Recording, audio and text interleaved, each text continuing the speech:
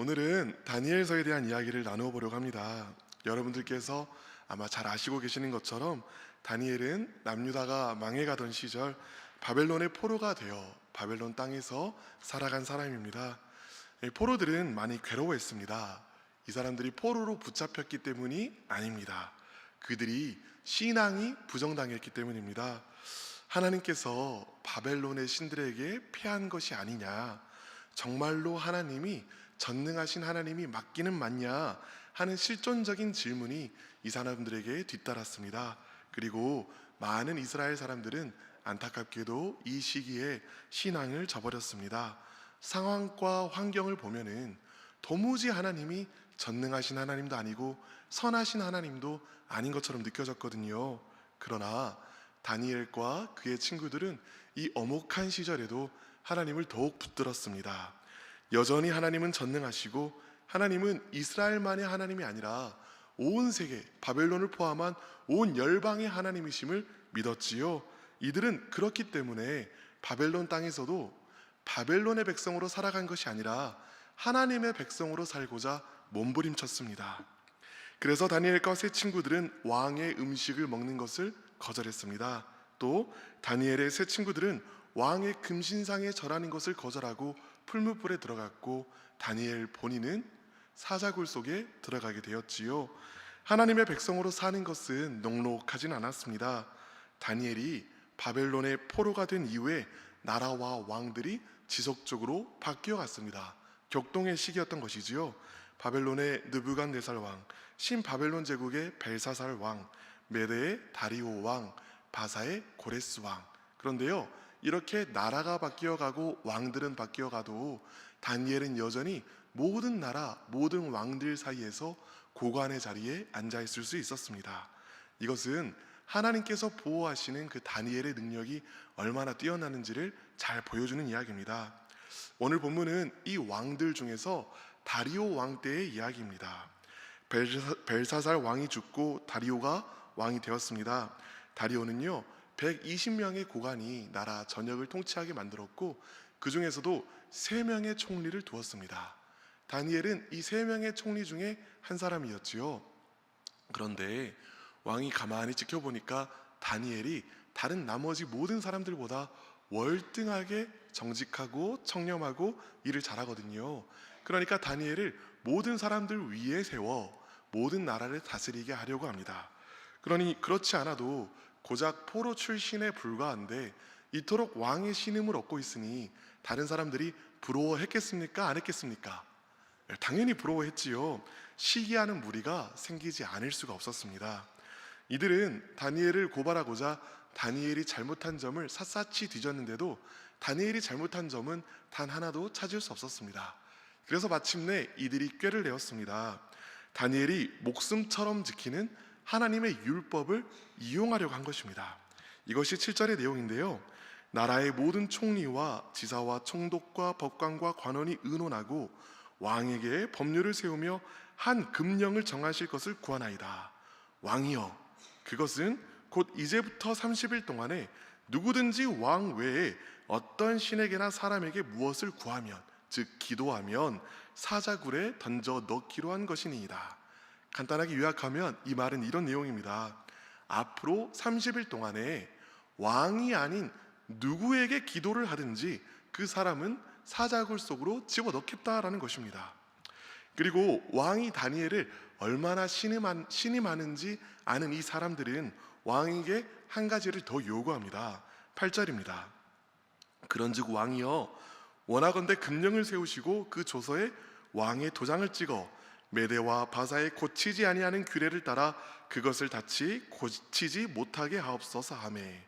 당시에는요, 왕이 법령을 공포하고 도장을 찍으면 다시는 그 법을 고치지 못하는 법이 있었습니다. 왜요? 말을 했다가 말을 바꾸면 왕의 권위와 위신이 떨어지니까요.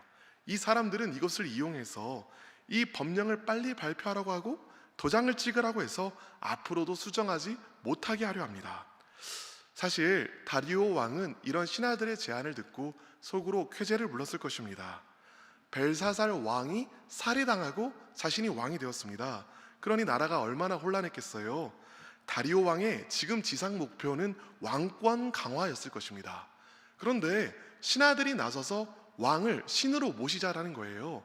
왕을 신으로 모시고 왕에게만 기도하게 하자라고 하니 왕이 그토록 염원하던 왕권 강화를 신하들이 도와주겠다는 거 아니겠습니까?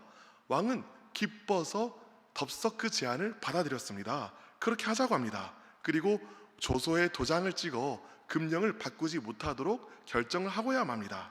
이제 누구든지 왕이 아닌 신에게 절하는 자는 사자굴 속에 던져지게 되는 것이지요.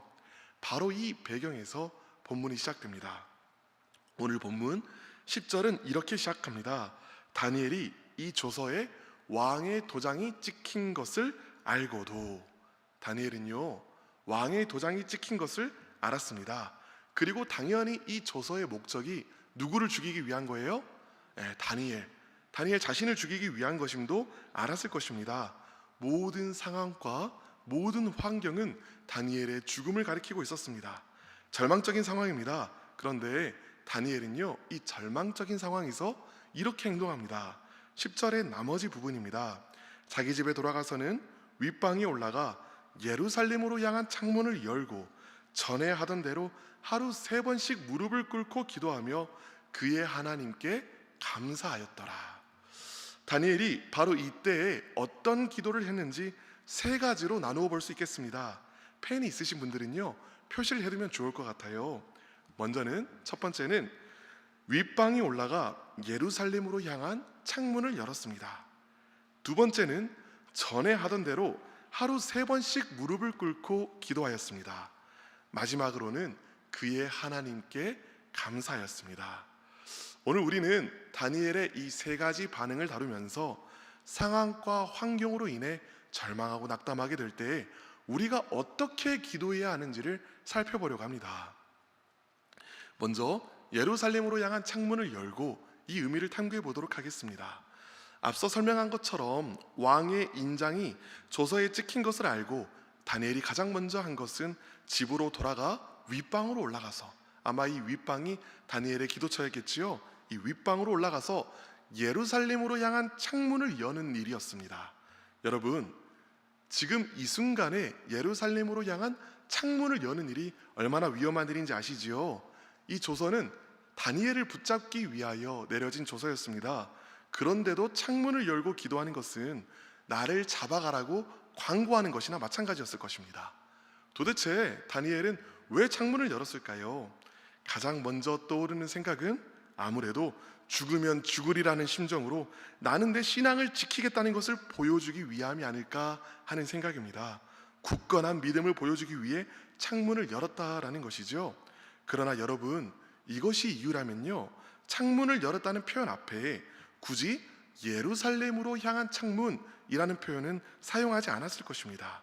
우리는요 그냥 창문이 아니라 예루살렘을 향한 창문을 열었다는 것에 주목해야 합니다. 여러분, 예루살렘에는 무엇이 있지요? 맞습니다. 성전이 있습니다. 바로 이 지점에서요 역대하 6장 38절과 39절의 말씀이 떠오릅니다. 역대하 6장은요 솔로몬이 성전을 지을 때 드렸던 봉헌기도입니다. 이 봉헌기도에서 솔로몬이 어떻게 기도했는지 제가 한번 읽어보겠습니다. 자기들을 사로잡아간 적국의 땅에서 온 마음과 온 뜻으로 주께 돌아와서 주께서 그들의 조상들에게 주신 땅과 주께서 택하신 성과 내가 주의 이름을 위하여 건축한 성전 있는 쪽을 향하여 기도하거든 주는 계신 곳 하늘에서 그들의 기도와 간구를 들으시고 그들의 일을 돌보시며 주께 범죄한 주의 백성을 용서하소서. 이것이 바로 다니엘이 굳이 예루살렘을 향한 창문을 열고 기도했던 이유입니다. 간단하게 요약하면 이런 말이죠. 사로잡혀간 적국의 땅에서 회개하고 돌이키며 예루살렘 성전을 향하여 기도하면 주님께서는 그 기도를 들으시고 용서하여 주시옵소서 하는 것입니다. 역대하 7장 1절을 보면요 솔로몬이 기도를 마쳤을 때 하늘에서 불이 내려 그 기도를 승인하여 주시는 것을 보게 됩니다. 자, 그렇다면 왜 다니엘이 굳이 예루살렘으로 향한 창문을 열고 기도하였는지가 나오게 됐지요. 무엇입니까? 바로 하나님께서 주신 약속을 신뢰하기 때문입니다. 여러분, 오늘 본문 10절 바로 앞에 9절의 내용은 왕의 조서에 왕의 도장을 찍어 금령을 내리는 것이었습니다. 그렇게 왕이 한번 도장을 찍으면 그 누구도, 심지어 왕 자신도 그 명을 바꿀 수 없기에 신하들은 쾌제를 불렀다고 했지요. 하물며 사랑하는 여러분, 하나님께서 한번 말씀하시면 그 하나님께서 말씀하신 바 그 말씀의 내용을 바꾸실 수 있으실까요? 아니요, 그럴 수가 없는 것입니다. 하나님께서 한번 약속을 주셨는데 그 약속을 어기실 수가 있으실까요? 아니요, 그럴 수가 없는 것입니다. 한번 하신 말씀을 반드시 지키고야 마시는 하나님의 성품, 이것을 신학적인 용어로는 하나님의 신실하심이라고 합니다. 이런 하나님의 신실하심을 다니엘은 붙들고 있는 것이지요. 성경은요, 지금 두 왕을 날카롭게 대조하고 있는 것입니다. 그리고 다니엘은 두 왕 중 참된 왕, 그 참된 왕이신 하나님의 말씀을 붙잡은 것이지요. 다니엘은 한번 뱉은 말은 이루실 수밖에 없는 하나님의 신실하심을 의지하기에 이 약속을 내가 믿고 있다라는 증표로 창문을 열었습니다. 그리고 예루살렘을 향하여 기도하였습니다. 그러니 창문을 여는 것은 곧 하나님의 약속의 말씀을 붙잡는 것과 같다고 하겠습니다. 성전을 향해 기도하면 그 죄를 용서해 주시겠다고 한 하나님의 약속의 말씀을 지금 다니엘이 붙잡고 있는 것이지요. 그렇다면 사랑하는 여러분, 우리 삶에서 창문을 여는 것은 무엇일까요? 바로 이 하나님의 약속의 말씀을, 바로 이 성경을 여는 것입니다. 다니엘이 창문을 열었던 것처럼 우리는 성경을 펼쳐야 합니다. 성경을 펼치는 것이 곧 우리 삶의 창문을 여는 것입니다. 그리고 그 안에 담긴 하나님의 약속의 말씀을 붙잡고 기도하는 것입니다. 이렇게 말씀하시는 분도 분명 있을 것입니다. 아니 목사님, 성경에 있는 약속이 나를 향한 약속이 아니잖아요. 다니엘은 명확하게 주어진 약속이 있었으니까 그 약속을 붙잡으면서 기도할 수 있었지요. 그런데 목사님, 저는 그런 약속을 받은 적이 없습니다. 그런데 여러분, 이런 사람들을 향하여 바울이 한 이야기가 있습니다. 고린도후서 1장 20절인데요. 하나님의 약속은 얼마든지 그리스도 안에서 예가 되니 그런즉 그로 말미암아 우리가 아멘하여 하나님께 영광을 돌리게 되느니라. 여러분, 이것이 무슨 말입니까? 하나님의 모든 약속이 먼저는 누구에게 이루어진다는 거예요? 예수 그리스도에게 이루어진다는 겁니다. 그리고 누구에게 이루어져요? 그리스도 안에 있는 우리에게 이루어진다라는 것입니다. 하나님께서는요, 성경 말씀을 통하여 그리스도 안에 있는 우리에게 약속을 주시고, 우리가 그 약속을 믿고 의지하고 신뢰해 나갈 때 우리 삶에서 그 하나님의 약속을 이루어 가주십니다. 그렇다면 여러분, 우리는 어떻게 그 이루실 하나님의 약속의 말씀을 받을 수 있는 것일까요? 다시 한번 말하지만 창문을 여는 것입니다. 창문을 연다는 것은요, 성경을 펼치는 것임과 동시에 우리의 마음의 문을 여는 것입니다. 하나님의 말씀이 내 마음속에 들어올 수 있도록 갈망하고 사모하는 마음을 갖는 것입니다. 내게 주시는 하나님의 말씀을 알길 원하여, 내게 주시는 하나님의 말씀의 능력을 경험하길 원하여 말씀을 찾고 갈망하는 심정으로 하나님 말씀 앞에 나아갈 때에 하나님께서는요, 그 말씀을 통하여 우리 마음 가운데 빛을 비춰주시고 나를 향한 주의 말씀을 깨닫게 하여 주십니다. 사랑하는 여러분, 선포되는 말씀을 들을 때에도 그냥 그 자리에 있으시면 안 됩니다. 나를 향한 주님의 약속의 말씀을 발견하겠다는 심령으로, 그 약속의 말씀을 찾고 갈망하는 심정으로 하나님의 약속의 말씀 앞에 나오시기를 바랍니다. 나를 향한 주님의 약속의 말씀을 찾고 갈망하는 심정으로 사모할 때 오늘 선포되는 이 말씀들이 나에게 얼마나 귀한 약속의 말씀인지요.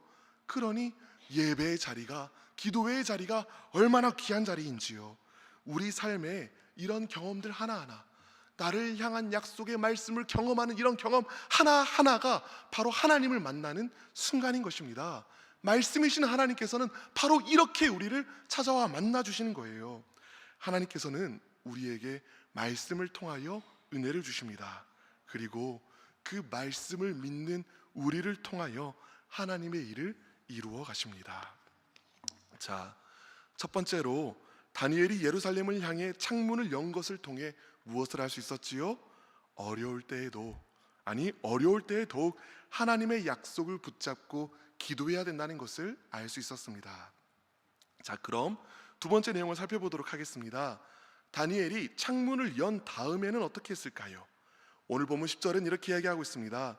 전에 하던 대로 하루 3번씩 무릎을 꿇고 기도하며. 다니엘이 평소처럼 하루에 3번씩 무릎을 꿇고 기도했다라는 겁니다. 성경은요, 전에 하던 대로라는 말을 통해서 이 기도가 다니엘이 위기의 순간에 급작스럽게 시작한 기도가 아니라 평소에 해오던 기도라는 것을 강조합니다. 그런데 여러분, 율법에서요, 하나님의 백성이 하루에 3번씩 무릎을 꿇고 기도해야 된다는 말이 있을까요? 없을까요? 네, 없습니다.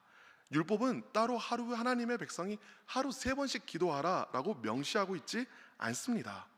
그런 다니엘이 이런 어려운 때를 만나서 기도하지 않는다고 해도 그것이 죄가 되지 않는다는 말을 드리는 거예요. 그런데도 여러분, 다니엘은 평소처럼 하루에 3번씩 무릎을 꿇고 기도했습니다. 왜 다니엘은 이 순간에 타협하지 못하고 굳이 무릎을 꿇고 기도하였을까요? 왜냐면요, 다니엘은 지금 말씀에 적혀 있어서가 아니라 스스로 결단하여 하나님께 기도드리기로 했었기 때문입니다.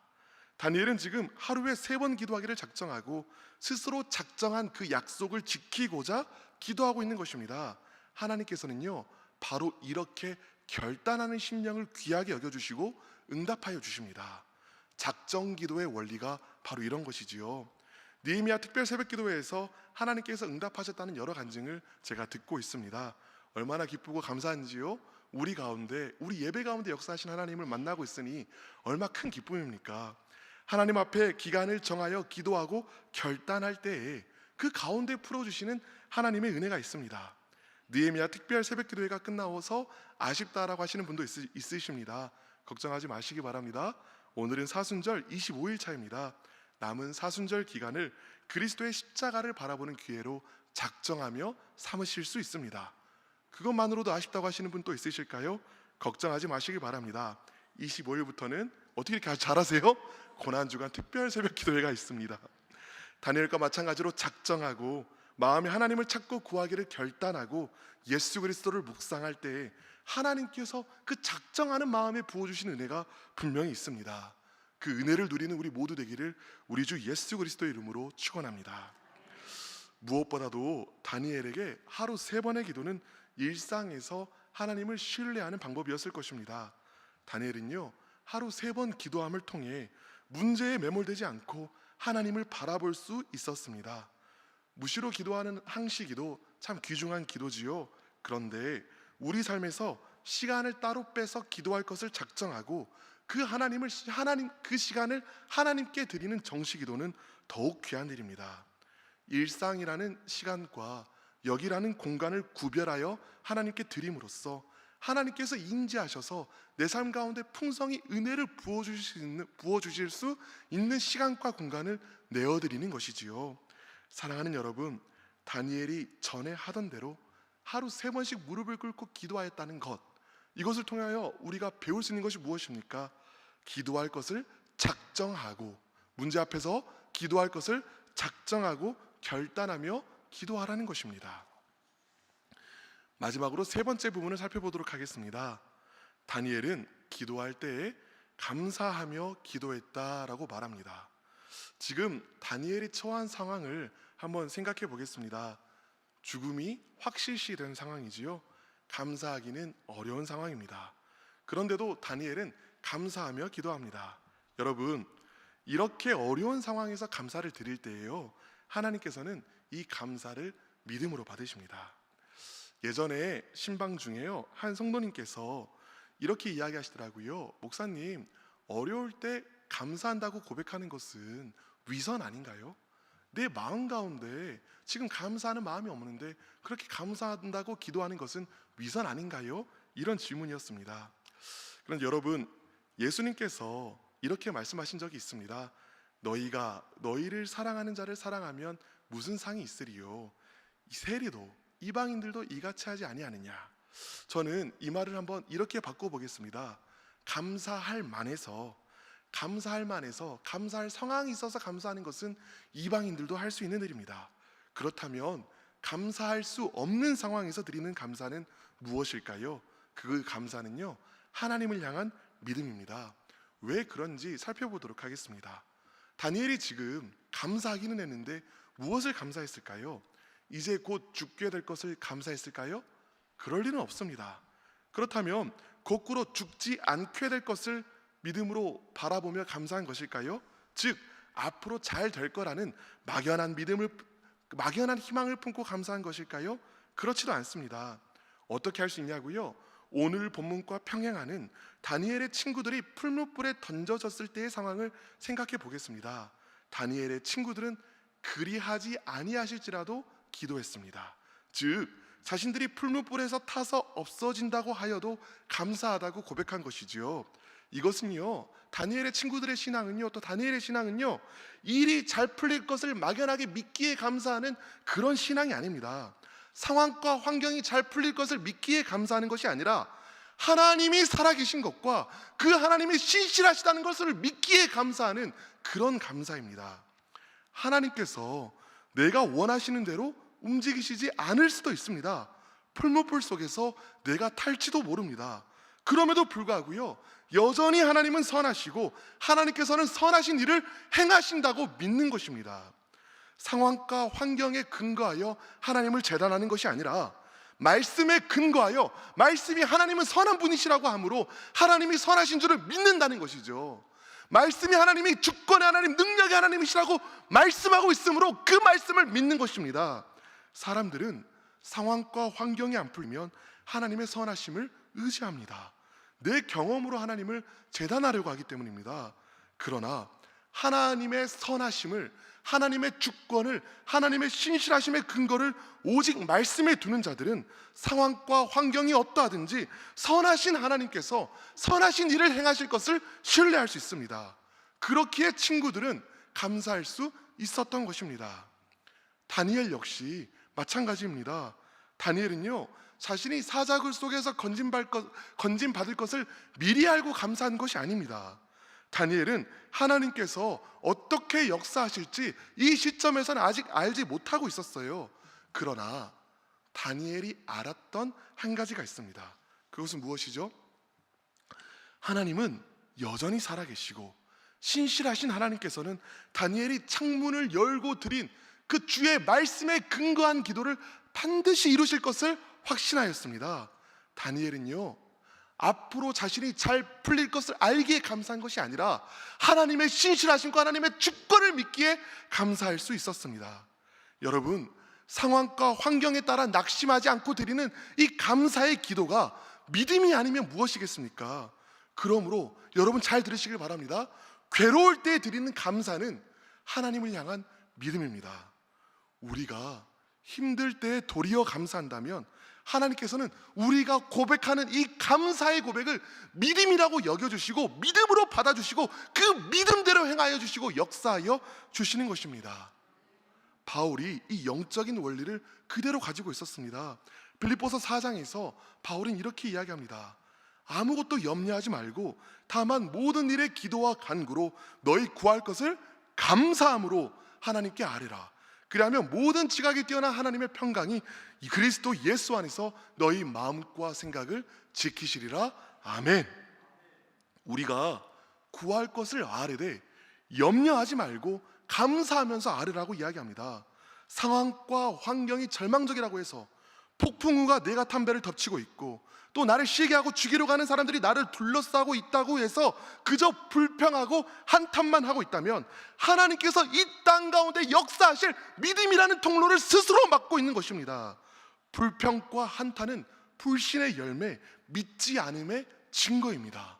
지금 내 삶 가운데 불평과 한탄이 나오고 있다면 하나님을 신뢰함이 없는 거예요. 그러나 고난의 때에도 감사한다면 마음에 그런 감정이, 감사의 마음이 올라오지 않는다고 할지라도 감사할 것을 결단하고 선포한다면 하나님께서는 그 감사를 믿음으로 여기시고 그 믿음이라는 통로를 통해, 감사라는 통로를 통해 우리 삶 가운데 하나님의 일을 이루실 것입니다. 이제 말씀을 정리하도록 하겠습니다.